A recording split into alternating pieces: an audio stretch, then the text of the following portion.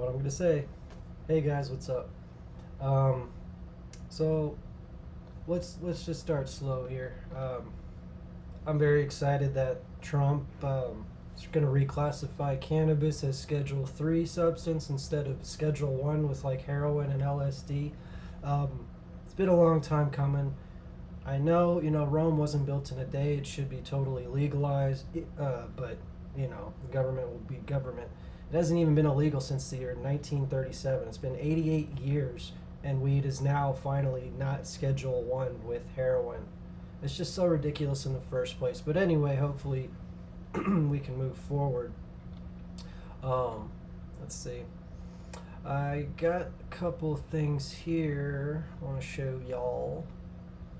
Oh, here's my signed copy of Invisible Landscape by Terrence McKenna. That's awesome. Just want to say that. And there's this cool thing. The seven serpents are in Mexico and in India. And Revelation 17:7 says, I'll tell you the mystery of the woman and of the beast that carries her, which has 7 heads and 10 horns. So yeah, it's all these same alien type entities or around the world, and the people just assume they were gods. Okay? This is a very interesting Nietzsche passage in Human All Too Human. He says the sum of sensations, knowledge, experiences that is the whole burden of culture has become so great that an overstimulation of the nervous and intellectual powers is a universal danger. Okay? I think we all feel that. The age of information, we get lies coming out one ear, half truths coming out the other. It's just a complete amalgamation of all these different things. So Nietzsche already foretold this kind of overstimulation of the nervous and intellectual powers. So that's why we have to kind of concentrate and focus and know what kind of information, what kind of news, what kind of content we surround ourselves with. You know what I'm saying? Great book, Human All Too Human. See, right, like here. Compared with someone who has tradition on his side and needs no reasons for his actions, the free spirit is always weak, especially in action, for he is acquainted with too many motives and points of view, and therefore has an uncertain, inexperienced hand. And that's how I feel. My chart, Aquarius here of the rabbit, the combination of those two things, literally says I have the curse of too much choice. I can do almost anything, so I don't know what I want to do or how to narrow it down. So once again, Nietzsche completely understands me, I understand him. We're going to get into synchronicities. I'll get into that stuff later. And some Emerson, of course. Got to have my man Emerson. Let's see. Talks about Shakespeare and Swedenborg. Okay, yeah, no, we'll get into that stuff later. And as we all know, Nietzsche was the great disappointment cure of 1844. The Jews said Rabbi Yehuda Aklila is going to return in 1840. The Baha'i said 1844. The Aztecs said Quetzalcoatl will return 1844. William Miller said Jesus returns 1844. Christadelphia named John Thomas. I don't know that guy. And spiritualism say that 1848. It's occult messages from the dead increased, and the Messianic Jews had 1850 as a special year. So anyway, Nietzsche, who literally said, only after me is there hope again, was born October 15th, 1844. William Miller said October 22nd, 1844 is when Jesus comes down. Pretty accurate from a 2,300-year prophecy, don't you think? Yeah. And so here's some synchronicities between our names via numerology. A is 1, B is 2, C is 3, etc. Friedrich Nietzsche adds up to 189. And my full name, Benjamin Allen Villars, adds up to 189. At first I was like, hey, that's pretty sweet. I'm awesome. I'm special. But then I looked at our birthdays because I am the astrologer, right? So I just typed out his birthday, October 15th, 1844 equals 388. Typed out my birthday, February 10th, 1987 equals 388, guys.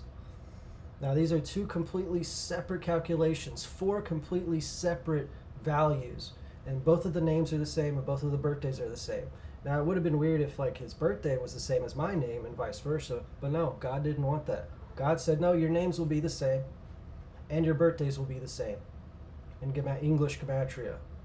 Okay, so, and this is something I found out like last year or so, or the year before, something crazy. Like, this stuff keeps coming up, guys, over and over and over again. And what did Jose Arguelles say, the famous Aquarius rabbit who did the 1987 harmonic convergence? He said Quetzalcoatl was born 947 AD and will be reborn 52 cycles times 20 years later. That's 1987, guys. So Aquarius rabbit predicts an Aquarius rabbit. Me. Fun stuff, huh? Yeah, there's my little calculations. And then what's trippy, that's the first picture of me ever taken by my mom. It's the day supernova 1987A was visible. My mom just happened to take a pic of me exactly 2 weeks old, February 24th, 1987. The first day supernova 1987 was visible. I just think that's cool. If you believe in reincarnation or from different star systems, I think there's something to it, guys. Okay. Anyway, got this awesome tarot book, The Ultimate Guide to the Rider-Waite Tarot. It shows it shows all the secret stuff within the cards. Okay, that's the star, which represents Aquarius. He sees the water bearer. It's kind of like Narcissus. He's looking into the mirror, looking at him or herself. Excuse me, but you see the water is rippled, so he can't actually see himself. So it's all in vain. And you see he has 1 foot in and 1 foot out, but his foot isn't actually in the water. A lot of different cool hidden symbols, and here it goes into each little thing. Excuse me, getting over a cough. Ace of Pentacles, the Devil, of course, represents Capricorn because he's the Baphomet, sign of materialism and money and fame and worldly gain. And then I got this cool tarot book, 1001 Tarot Spreads. Really cool. Now, I don't believe in everything, but I do think we should look into everything, right? And when I do it, when I put my energy into it, and I'm very serious about the intent or the question I provide these tarot cards, I get something, guys. I do. There's something real and genuine about it. I'm not doing it every day like I do astrology, just look at the planets. This is something I do every once in a while. But anyway, so this is my favorite deck, the Rider-Waite Tarot, because these guys were in the Golden Dawn. They're part of the Freemasonic, club. Okay, so these guys are hiding stuff. So that's why I like that original Rider deck. And then this is where we get, actually, the tarot cards are where we get our playing cards. Okay, the Pentacles represents diamonds because it's money. The sword is the spade because it looks like a shovel, a piece of metal. The cups are a heart because it's a water sign. Hearts, and these are all zodiacal too. Okay, and the wand is a club. Like a club is a wooden stick. The wand in the tarot card represents the clubs. And goes deeper. There's some Mozart for you guys. And there's Aleister Crowley, that creepy guy. He's representing the magician, the very first card in the tarot deck. And he's putting his hand here because the Freemasons do that. But he looks just like the magician. He holds the stick in his hand. He's got the sword here. He's got the cup. And he's got the coins right here as well for the pentacles. So he's literally representing the magician. And he did black magic.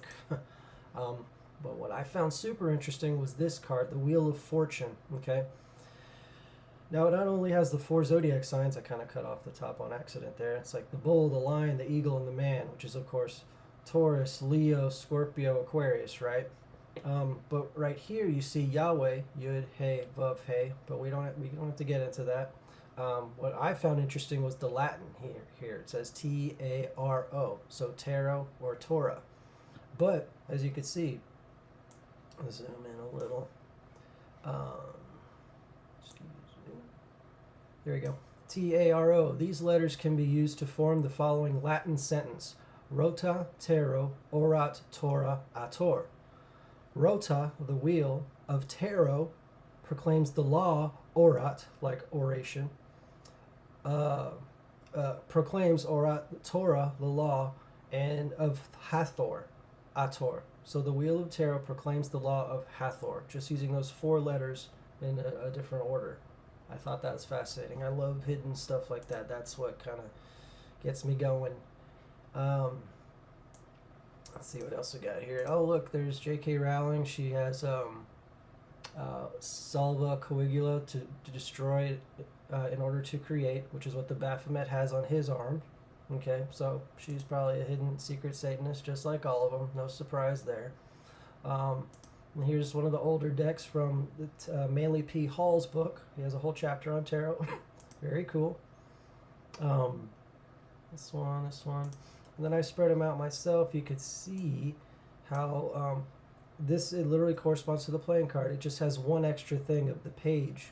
So, so what I'm saying is there's the king, queen, and jack, and then there's the page, which the playing cards take out. So that's why there's 56 cards in the tarot, in the minor arcana, but there's 52 cards in a playing deck because they took out the page. But everything else is the same. Okay. Super interesting, guys. I just thought that was cool to see space visually. Nerd alert. Here we go. More name stuff. Just put my name, Ben Villars. I didn't type these out. This is what I found. So Ben Villars is 967 in this cool website. I'll give a link to.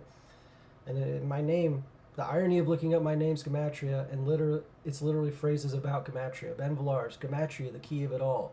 Ben Villars, I understand Gematria decodes. Ben Villars, Gematria is to decode the lore, decode name. Like, I didn't type that stuff. I just found it when I was scrolling through 967. And even my birth name, my Hawaiian birth name is Koelo Heli'i when I was born. Okay? And that adds up to 1037. In Hebrew Gematria, it's I believe in Gematria. So even my Hawaiian middle name equals I believe in Gematria. And I'm finding Gematria. I'm looking consciously for Gematria codes. And what do I find? It says, oh, your name says you're good at Gematria. And here's the big one. Benjamin Allen Villars, 1709. What is this all about? The day and the hour of the rapture. What is the truth?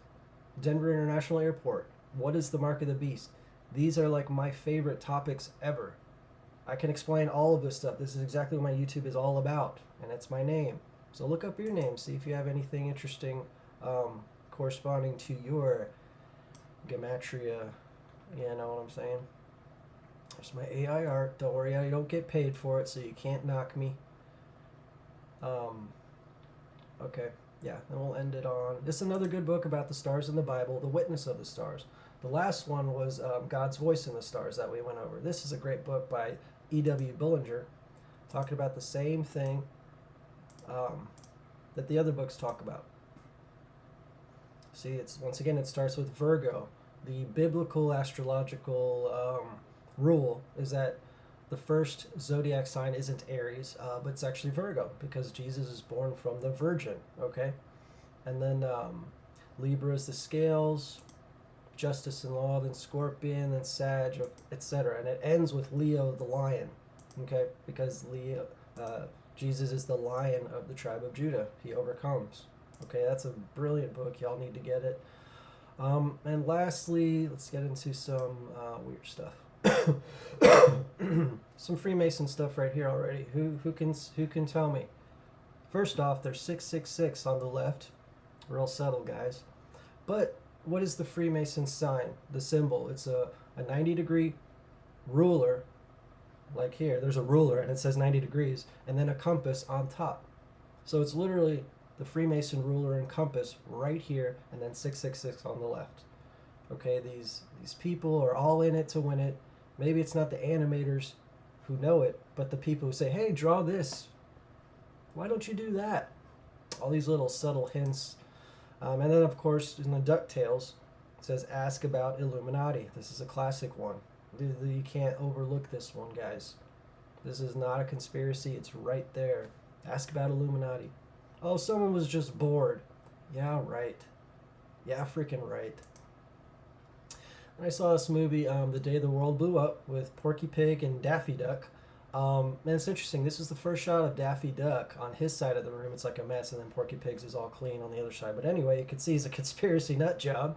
He's got the Illuminati eye right here. Let's see if we can zoom in a little more. Yeah, okay, so the Illuminati eye. I must believe, just like Mulder, I want to believe with the UFOs. Black helicopters. 2012, right here. Chemtrails. It literally says chemtrails, guys, right here. Isn't that insane? So, and right here, you see it's like a P for the Pleiades. But anyway, so UFOs, black helicopters, chemtrails, Illuminati, Eye, the pyramid, and 2012. Okay, all of our favorite topics here. Um, anyway, just wanted y'all to know. Lastly, we got. Um, yeah, I'm obsessed with Red Dead Redemption, guys, and Cyberpunk, of course.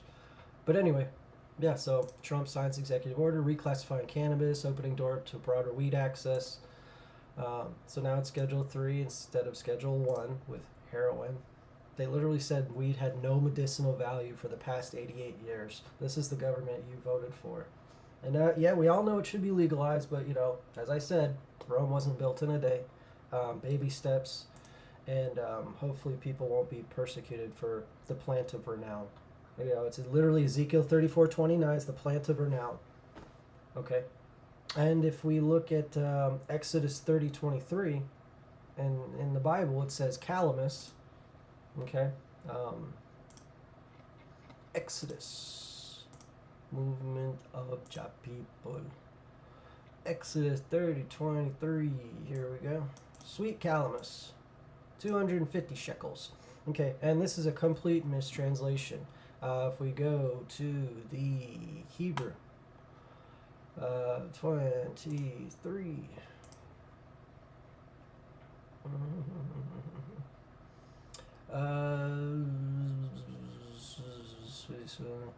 Here we go.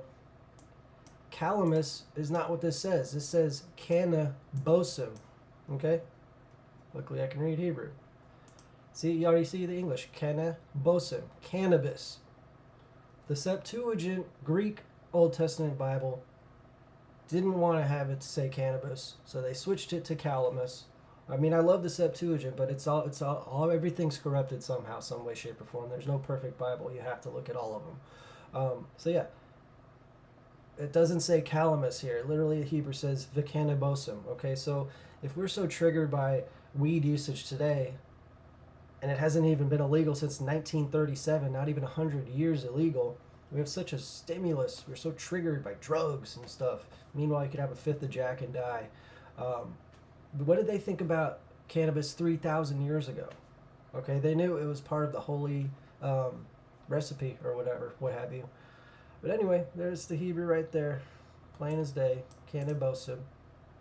It's not calamus. Septuagint switched it, and then from that point forward, it's always been that. Even the rabbis still say calamus. They're corrupted by their Western mind. Y'all know the Bible is a Middle Eastern religion, right? It's not a white man's religion just because the white man stole it. It originated in Israel, and then Rome got their hands on it in Italy. And the Roman Empire, Constantine was a sun worshiper. Then he turned Christian right at the last moment. Yeah, right. Anyway, the conspiracy continues, and we just got to stay awake for it. Sorry, I'm stuffy, getting over a bad cold. Yeah, I'm a lot better now. I feel better, and I hope you guys are doing okay. Christmas is pagan. Let your family know. Here's the number one argument that you should ask your family members and ask your preachers if you still go to church, or in your little Christian chat rooms or whatever it is y'all do. I don't do any chat rooms. I just do it here. Ask him, why would Jesus' birthday be December 25th if Jesus followed the Hebrew calendar? Okay, Jesus didn't follow. First of all, there wasn't a Gregorian calendar yet. The Julian calendar, Julius Caesar, he had just started implementing that in Rome. But Jesus wouldn't follow a Julian calendar, guys. This is just straight up fact. Jesus followed the Hebrew calendar, so it doesn't correspond to the Julian calendar whatsoever. It's a completely different day every time. December 25th will always be a different day in the Hebrew calendar because the Hebrew calendar goes by the moon. Our calendar goes by the sun. And last but not least, just wanted y'all to know, we live in an age of social media where we think, oh, let's just all communicate with each other, let's all talk. But here's the news, guys. Talking to someone else on social media is no different than you texting a girl on your phone. Social media wanted to make it acceptable to just allow people to just private message each other all the time. Private messaging another female or another sex, whatever you're into, opposite sex, same sex, that's talking to someone. It's no different. If you have a girlfriend, you cannot be talking to other girls online. Period. End of story. Um, it's literally like texting someone on your phone just because you have their phone number. It's the exact same thing. Would you tell your girlfriend, "Oh yeah, I'm just texting this girl about Illuminati"? She's like, "What?" It's the same with social media. We've just like kind of blinded ourselves. Oh, it's just Instagram. It's just a Facebook private message. No, you're talking to other people. That's why I want all my stuff public, guys. I have a girlfriend. I don't need to talk to anyone else. You want to spread ideas? Post it on my channel or post it on my post, whatever. Ooh, these are cool AI art stuff. Super creepy, but I did it on purpose, intentionally. Anyway, yeah, I just wanted to say that. Ooh, look at these cool like Jesus cyberpunk steampunk things I did. I thought this was really cool. You know, you just type The Last Supper cyberpunk, and you get all this awesome stuff, guys. Super cool, huh? Anyway, just like to combine things, you know. I thought this. I just did like Jesus cartoon, cyberpunk, religion, theology, technology, and then it looks like Jesus is preaching to a robot. I just like that concept. Preaching to AI, preaching the word of God to a machine. I think that's just kind of an interesting sci-fi concept, mixing technology with God. Okay, because God is always here despite whatever cyberpunk crap we're putting in our brains and our wrists and all that stuff.